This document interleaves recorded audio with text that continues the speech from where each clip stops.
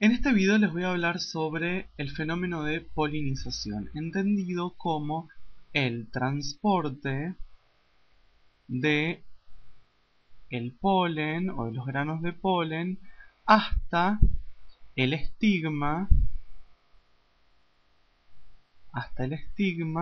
de una flor. Es decir, que básicamente vamos a ver más adelante que diversos agentes aseguran que el polen de una flor llegue al estigma de la otra flor. Hay dos tipos o dos grandes tipos de polinización. El primer tipo es el llamado polinización directa o autogamia, en el cual ocurre lo siguiente. Se los voy a ejemplificar con una flor. Tenemos la flor, el cáliz, después tenemos el gineceo y tenemos los estambres. Acá la corola no me va a importar porque es a fines demostrativos. Pero ¿qué ocurre en la polinización directa o autogamia? El polen de una flor se deposita en el estigma de la misma flor. Esto es la polinización directa o autogamia. En cambio, el otro tipo, que es la polinización indirecta, o también llamada cruzada, el polen de una flor se deposita en el estigma de otra flor. Y acá hay dos situaciones. Una de ellas, lo voy a escribir acá, es la que se conoce con el nombre de heitonogamia. Heitonogamia. Y la otra es la que se conoce con el nombre de alogamia o heterogamia. ¿Cuál es la diferencia entre una y entre otra? A pesar de que en las dos el polen de una flor se deposita en el estigma de otra flor. La diferencia está en lo siguiente, que en la heitonogamia se realiza, digamos, la polinización se realiza con flores distintas que se encuentran en el mismo pie o planta. En cambio, la alogamia o heterogamia es una polinización que ocurre entre flores distintas que se encuentran en distintas plantas. Esa es la diferencia que hay entre una y entre otra. Bien, les quiero hablar ahora sobre un fenómeno particular que está asociado con esto, que se conoce con el nombre de casmogamia,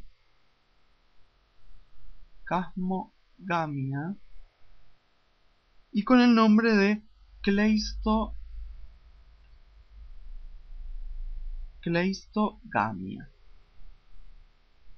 ¿Qué significan estos términos casmogamia y cleistogamia? Bueno, ahora se los voy a explicar. La casmogamia, o se llaman flores casmógamas, a aquellas flores que se abren completamente, dejando salir el polen. Las flores casmógamas son aquellas en las cuales se da una polinización heterógama o donde se da la heterogamia, por ejemplo. En cambio, las flores cleistógamas o la cleistanogamia son aquellas flores que no se abren, por ende los órganos sexuales están ocultos por los ciclos de protección.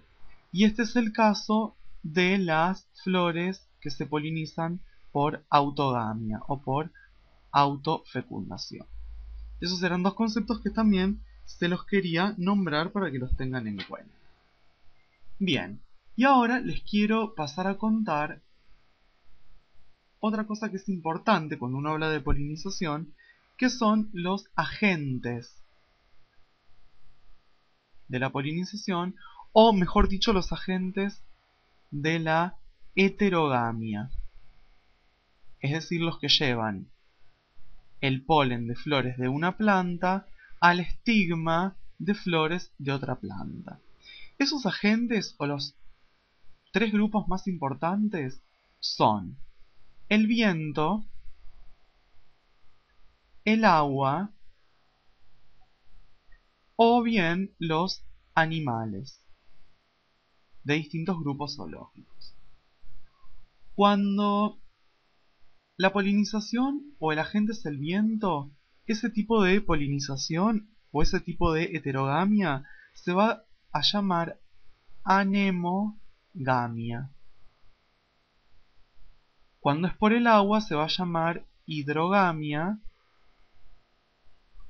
Y cuando es por los animales se va a llamar zoogamia.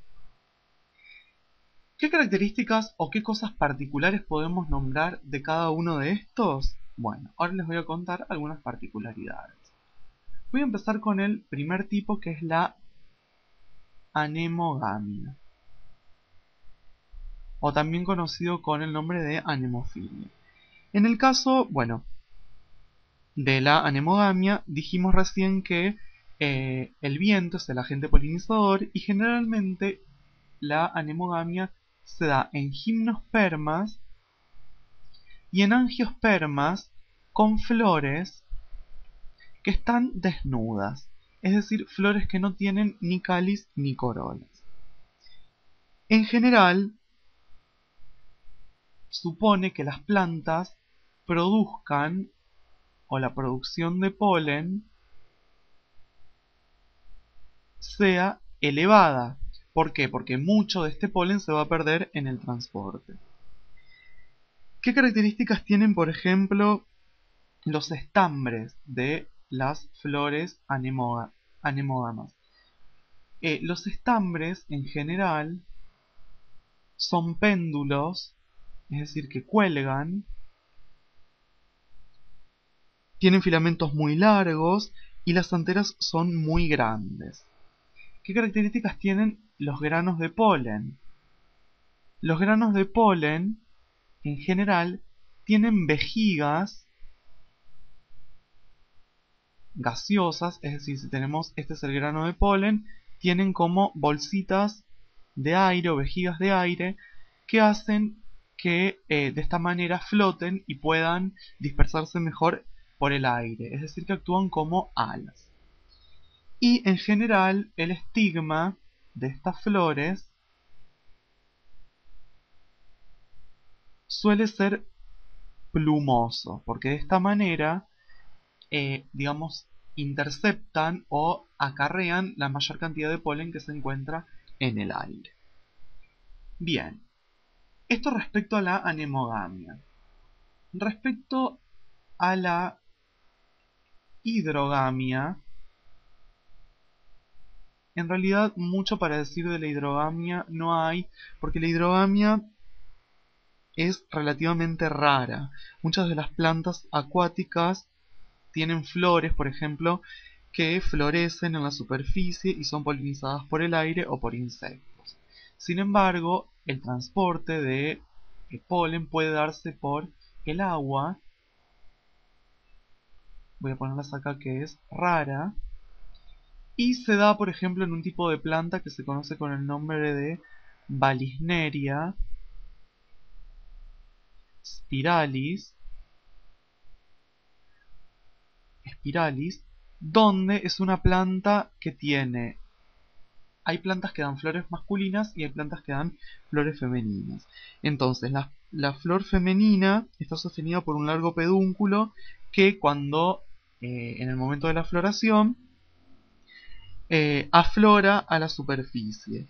Y las flores masculinas están agrupadas y cuando maduran se desprenden y emergen a la superficie del agua.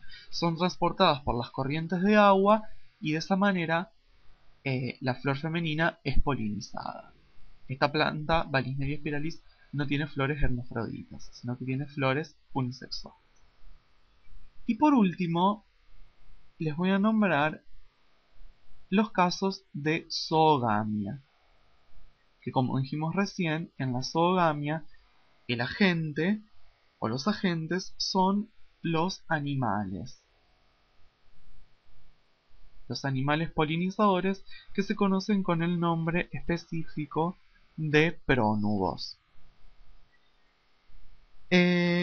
Obviamente este tipo de polinización es mucho más compleja que la hidrogamia y que la anemogamia. Bien, hay distintos tipos de, digamos, de polinización o distintos tipos de flores dependiendo del animal que sea. Vamos a tener flores entomófilas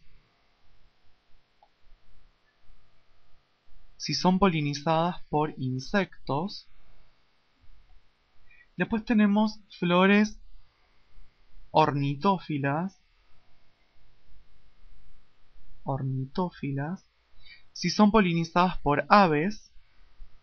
O bien podemos tener flores quiropterófilas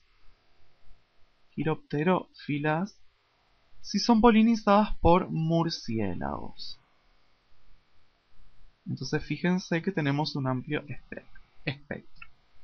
Bien, quisiera resaltarles algunas características generales de la zoogamia y en relación a las estructuras florales que se dan en la zoogamia. Se las voy a ir escribiendo acá. En primera instancia, hay un gran desarrollo de los ciclos de protección, tanto del cáliz como de la corola. En general, tienen colores vivos,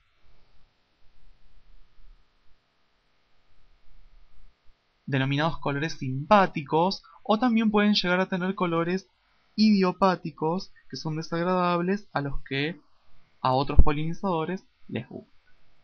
También se caracterizan por tener diversos aromas, esencias, nectarios. Todo esto hace que atraiga a los distintos animales que los van a polinizar. Además de el olor y todo eso, algunas flores cuentan con órganos de apoyo para justamente estos polinizadores. Por ejemplo, hay corolas que son muy anchas y esto hace que el insecto, por ejemplo, se pueda apoyar mejor. O bien, cuando las flores son zigomorfas, sirven para orientar a el polinizador, etc. Hay muchas características en relación a esto. Después también, en respecto al polen, en general no es un polen suelto como en la anemogamia, sino que el polen es más bien pegajoso. Un polen más bien del tipo aglutinado. Esto va a permitir que se fije mejor al prónubo. Y bueno, los estigmas también tienen secreción de muchas sustancias. Estigmas con distintas sustancias que segregan y son atrayentes para estos prónubos.